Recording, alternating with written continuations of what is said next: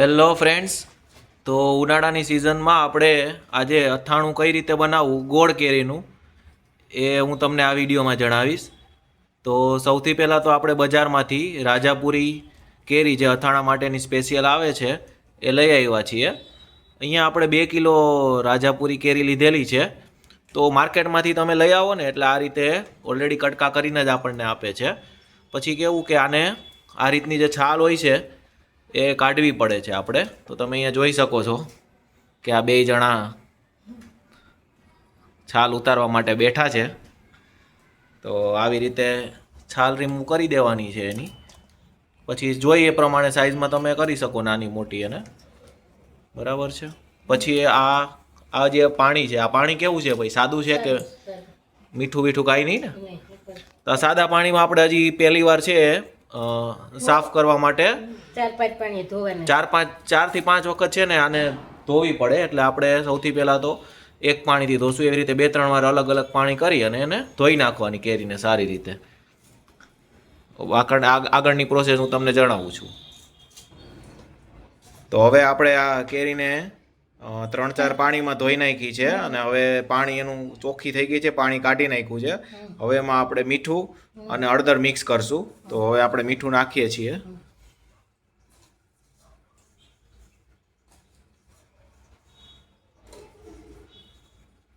તો અંદાજે આપણે 4 મુઠ્ઠી જેટલું, 3.5-4 મુઠ્ઠી જેટલું એમાં નાખ્યું છે મીઠું. 2 કિલો કેરી છે. હવે હળદર નાખશું. 2 થી 3 ચમચી જેટલી હળદર નાખશું.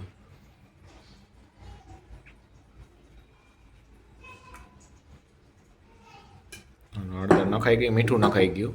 હવે એને મિક્સ કરશું.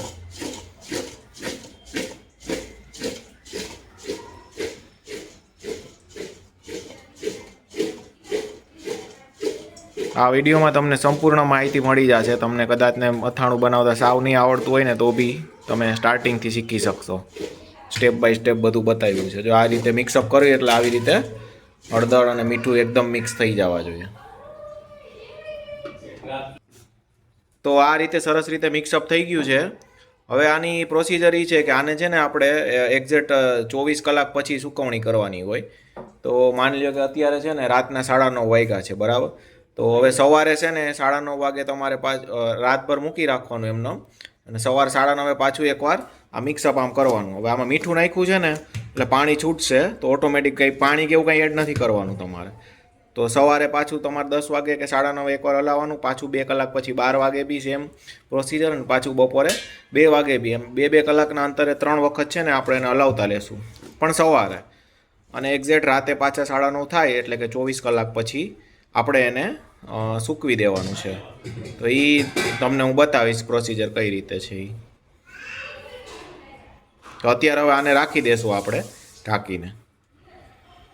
તો હવે આપણે કાલે જે કેરીને પાણીમાં મીઠા અને હળદરવાળા પાણીમાં જે રાખી હતી એને હવે 24 કલાક થઈ ગઈ છે. તો 24 કલાક પછી એનું પાણી કાઢીને આ રીતે એને કપડામાં સૂકવી દેવાની છે, તેથી એનું બધું પાણી એબ્ઝોર્બ થઈ જાય. આ જે કોટનનું કાપડ છે એને આ રીતે પાથરી અને એની ઉપર બીજું આવી રીતે આમ ઢાંકી દેવાનું. તો આને આ રીતે કેરીને આપણે કવરઅપ કરી દીધી છે. તો એક વાતનું ખાસ ધ્યાન રાખવાનું છે, એને કોઈ પંખા નીચે કે એવી રીતે સુકાવા નથી મૂકવાની. એને નેચરલી કોઈ બાલ્કની છે કે એવી રીતે ફળિયું છે કે એમાં સુકાવવા માટે મૂકવાની છે. તો જનરલી એને 1.5 થી 2 દિવસ સુકાવવા માટે લાગે છે. તો આપણે 2 દિવસ કે 1.5 દિવસ સુધી, જ્યાં સુધી સુકાઈ ન જાય એકદમ, પાણી એમાંથી સાવ એબ્ઝોર્બ ન થઈ જાય ત્યાં સુધી સુકાવા દેવાની છે. પણ ખાસ ધ્યાન એ કે પંખા નીચે નથી રાખવાની, નકર એ ખરાબ થઈ જશે. તો આપણી કેરી હજી સુકાઈ છે, હજી 1-8 દિવસ લાગશે. ત્યાં સુધી હું તમને બીજી જે વસ્તુ લેવાની છે ગ્રોસરી શોપમાંથી, જે કરિયાણા દુકાનમાંથી અથાણા માટે, એની વિગત આપી દઉં છું. તો આ તો સૌથી પહેલાં છે વરિયાળી. વરિયાળી કેટલી છે? વરિયાળી 100 ગ્રામ. તો 2 કિલો આપણે પેલું છે એમાં 100 ગ્રામ વરિયાળી છે, બરાબર? આ બીજું શું છે આ વસ્તુ? ધાણાના તુરિયા. આ છે ધાણાના તુરિયા, બરાબર? આ તમને બધું મળી જશે કરિયાણાવાળાને ત્યાં. આની કેટલા ગ્રામ છે? 50 ગ્રામ. 50 ગ્રામ. આ શું છે? મેથીના કરીએ આ મેથીના તુરિયા કહેવાય આને. આ ઈ કેટલા છે? 50 50 ગ્રામ. ગ્રામ આઈ. આ શું છે? એ રાઈના કુરિયા આ રાઈના તુરિયા કે આ કેટલા? 150 ગ્રામ. આ 150 ગ્રામ. તો ફરી એકવાર આપણે જોઈ લઈએ. આ વરિયાળી છે 100 ગ્રામ જેટલી. આ છે ધાણાના કુરિયા. ધાણાના તુરિયા 50 ગ્રામ. આ છે મેથીના કુરિયા. મેથીના તુરિયા 50 ગ્રામ. અને આ છે રાઈના કુરિયા. રાઈના કુરિયા 150 ગ્રામ. બરાબર. તો આ તીખા બાકી છે. હજી તીખાઈ આવશે એની વિગત હું તમને આપી. તો આટલી વસ્તુ તમને કરિયાણા સ્ટોરેથી ઇઝીલી મળી જશે અથાણું બનાવવા માટે. તો આને આ બધાને પહેલાં થોડી વાર લઈ આવીએ અને તપવી દેવાના તડકે. પછી આગળની પ્રોસેસ હું તમને જણાવું. તો હવે આ બધી વસ્તુ જે હતી એને આપણે અડધો દિવસ તપાવી લીધી છે. હવે એને આપણે ક્રશ કરશું. તો ક્રશમાં ધ્યાન રાખવાનું છે આ જે રાઈના કોરિયાજી છે એનો આ રીતે આપણે કરવાનું છે ક્રશ. થોડો ઝીણો થઈ જાય તો ચાલે, પણ બાકીની બીજી જે વસ્તુ હતી વરિયાળી અને બીજી બે વસ્તુ એને આ રીતે થોડીક અધકચરા રીતે રાખવાના છે. એનો સાવ ભૂકો નથી કરવાનો આપણે પ્લેન. તો તમે જોઈ શકો છો અહીંયા આ રીતનું સરસ રીતે આપણે ક્રશ કરી દીધું છે. તો આપણે જે 2 કિલો કેરીનો અથાણું બનાવતા હતા એમાં આપણે આ કોલ્હાપુરી ગોળ 2 કિલો જોશે. તેને આ રીતે આપણે ખમણીની મદદથી ખમણી લેશું અને તો સારી રીતે મિક્સઅપ કરવા માટે. કોલ્હાપુરી ગોળ છે આ. 2 કિલો કેરી સામે 2 કિલો ગોળ. તો આ જે આપણે ગોળ ખમણતા હતા એ છે. અહીંયા આપણે ગોળ ખમણીને રેડી કરી દીધો છે. તો અહીંયા મેં તમને પહેલાં કીધું હતું કે 2 કિલો ગોળ લેવાનો છે, બરાબર છે, પણ જેટલી કેરી હોય છે એટલો જ ગોળ લેવાનો હોય છે. તો આપણે 2 કિલોમાં થોડોક ઓછો ગોળ 1.5 કિલા જેવો લેશું, કારણ કે આપણે કેરી જે હોય છે 2 કિલો બજારેથી તો લઈ હોય છે, પણ એના આપણે જે છોતલા ઉતારી દીધા હોય એટલે એનો વજન થોડો ઓછો થઈ ગયો હોય. તો એ પ્રમાણમાં આપણે અહીંયા ગોળનો યુઝ કરશું, એટલે કે 1.5 કિલો ગોળ નાખશું આપણે. તો હવે આગળની પ્રોસેસમાં આપણે હવે બધું મિક્સ કરવાનું છે. તો આપણે અહીંયા ગ્રાઉન્ડનટ તેલ લીધું છે, એટલે કે સિંગ તેલ લીધું છે 250 ગ્રામ. તો એમાં હવે આપણે છે ને સૌથી પહેલાં તો જે ગોળ હતો ને આપણે નાખેલો એ નાખશું. તો ગોળને આ રીતે આપણે એડ કરી દઈશું અંદર.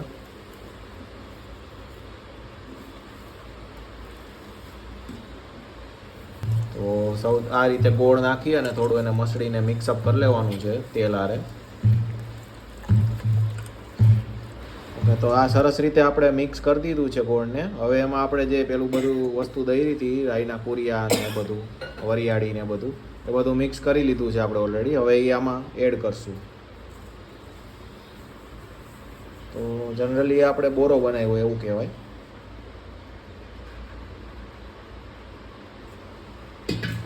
આ રીતે હવે એને મિક્સઅપ કરશું બધું.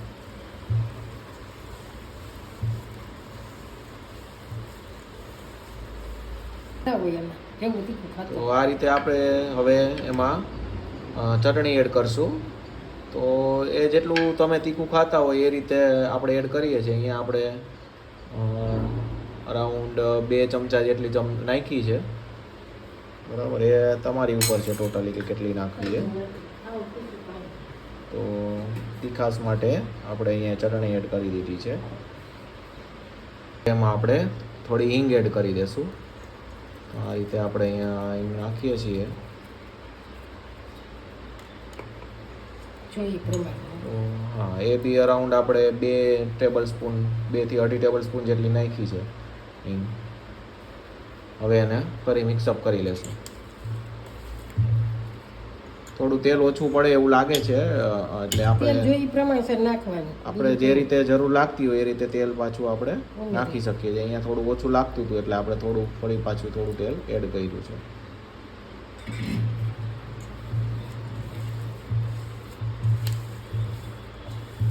તો મિક્સ થઈને આ રીતનું આપણું જે છે બધું એ આ રીતનું થઈ જવું જોઈએ, બરાબર છે. આપણે બધું સરસ રીતે મિક્સઅપ કરી લીધું છે, તેલ ને બધું ગોળ ને બધી વાનગી હતી. તો આ રીતે લાસ્ટમાં આપણે થયું છે. હવે એને ઢાંકીને આપણે મૂકી દેવાનું છે.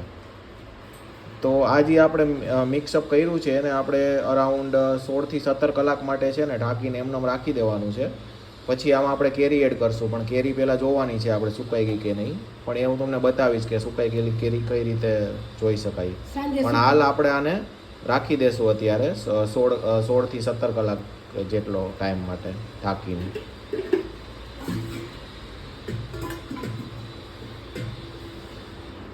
તો આપણે કેરીના અથાણાની સાથે આપણે ગુંદા બી નાખશું એમાં. તો આ ગુંદા છે આપણે માર્કેટમાં ઇઝીલી અવેલેબલ છે, આ રીતના તમને મળી જાય સારા એવા, આપણે ગોતીને લઈ લેવાના.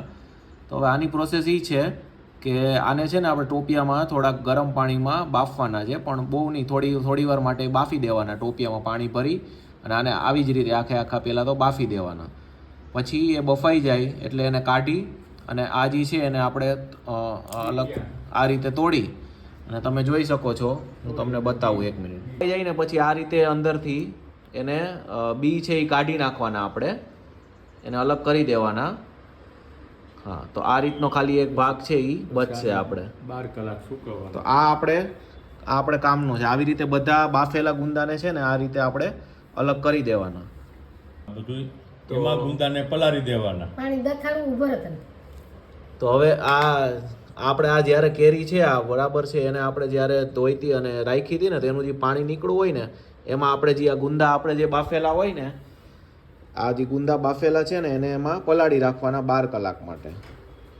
ઓકે, તો આ પ્રોસેસ કર્યા પછી છે ને એને કેરીની સાથે સૂકવી દેવાના છે આપણે 12 કલાક માટે. પાણીમાંથી કાઢી અને સૂકવી દેવાના, પણ ધ્યાન રાખવાનું કે એકદમ તડકે ના આવવા જોઈએ, અથવા તો હવા બી ના લાગવી જોઈએ. તો આ રીતના તમે જુઓ છો, આ રીતે એકદમ સૂકા થઈ જવા જોઈએ એમાં. ઠીક છે, તો આ મેં તમને બતાવું છું. આ કેરી આપણે જે પલાળેલી હતી સૌથી પહેલાં, તો એ આ રીતની થઈ ગઈ છે, એકદમ પોચી ફ્લફી ટાઈપ. તો આપણે જનરલી એને 2 દિવસ માટે છે ને રાખી હતી, છાયામાં સૂકવી હતી. તો હવે આ રીતની થઈ જાય ને એટલે આપણી કેરી રેડી છે અથાણા માટે. તો તમે જોઈ શકો છો કે અહીંયા આપણે કેરી અને આ ગુંદા બંનેને પ્રોપર રીતે હવે થઈ ગયા છે. અને આ છે આપણે કાલે જે કરેલું હતું બોરો, કે જેમાં આપણે બધું મિક્સર નાખ્યું હતું, રાઈના કુરિયા ને બધું, વરિયાળી ને બધું. તો એ આ રીતનું હવે થઈ ગયું છે મિશ્રણ. એને આપણે જનરલી 16 થી 17 કલાક માટે રાખ્યું હતું કાલે. તો એમાં એક વાતનું ખાસ ધ્યાન રાખજો કે એમાં જો તેલ તમને ઓછું લાગતું હોય ને તો તમે નાખી શકો છો. આમાં અમે ઉપરથી હજી 150 ગ્રામ, એટલે ટોટલ અમે 350 થી 400 ગ્રામ જેટલું છે ને ઓઇલ આમાં નાખ્યું છે, સિંગ તેલ નાખેલું છે. તો આ રીતનું હવે ટેક્સચર તૈયાર થઈ ગયું છે, તમે જોઈ શકો છો. છે આપણે આ બધું કેરી અને ગુંદાને આમાં મિક્સ કરશું, આ રીતે થોડા નાખતા જશું અને આપણે સાથમાં હલાવતા જશું આ બધું. તો આ રીતના અમે બનાવીએ છીએ. આખા વર્ષનું અથાણું બને છે. ગોળ કેરીનું અથાણું આને કહેવાય. લાવ નહીં તારું કામ લે. તો આ રીતે થોડી કેરી અને ગુંદા મિક્સ કરીને હલાવતું જવાનું છે. તો હવે તમે જોઈ શકો છો કે અહીંયા આપણે બોરામાં આપણી જે ગુંદા અને કેરીનું મિક્સ કરી દીધું છે. હવે એમાં આપણે સ્વાદ માટે આ તીખા નાખશું. આખા 1 મુઠ્ઠી જેટલા છે, એ તમારે સ્વાદ અનુસાર તમે નાખી શકો છો, એ ઓપ્શનલ છે, પણ એનાથી સ્વાદ સારો આવે છે. તો આ રીતે આપણે એને મિક્સ કરી દીધા છે, એને બી આપણે હલાવી લઈશું. તો હવે આપણું અથાણું ઓલમોસ્ટ રેડી છે. હવે ખાલી એક વાતનું ધ્યાન રાખવાનું છે કે આને છે ને હવે 3 થી 4 દિવસ માટે એઝ ઇટ ઇઝ આમાં તપેલીમાં રાખવાનું છે. તો એ ધીરે ધીરે જે આપણે જે બી તેલ નાખેલું છે ને એ ઉપરની સાઈડ આવી જશે. તો એ એટલે તમારું અથાણું એકદમ પરફેક્ટ રીતે બની ગયું છે. તો એ આખા 12 માસ ભરવા માટે લાયક થઈ ગયું છે એવું માની શકાય. બાકી હવે કોઈ આમાં પ્રોસેસ નથી, ખાલી 3 થી 4 દિવસ માટે હવે આને આપણે ઢાંકીને રાખી દેશું, જ્યાં સુધી તેલ ઉપરની સાઈડ ન આવી જાય ત્યાં સુધી.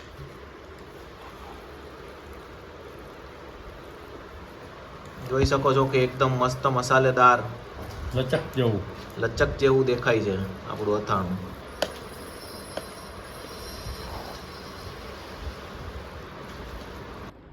તો આ રીતે તમે જોઈ શકો છો 1-2 કલાકમાં આ રીતનું તેલ જે છે એ ઉપર આવી ગયું છે. તો ફરી પાછું આપણે એને હલાવશું. આવું સતત 3-4 દિવસ કરતું રહેવાનું.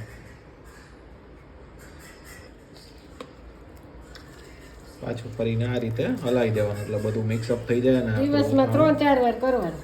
ઓકે, દિવસમાં 3-4 વાર કરવાનું. 3-4 દિવસમાં રાખવાનું, પછી બોટલમાં ભરી લેવાનું, કાચની બરણીમાં. ઓકે, તો 3-4 દિવસ આ રીતે કરી રાખવાનું, પછી કાચની બરણીમાં ભરવાનું, એ ખાસ ધ્યાન રાખજો.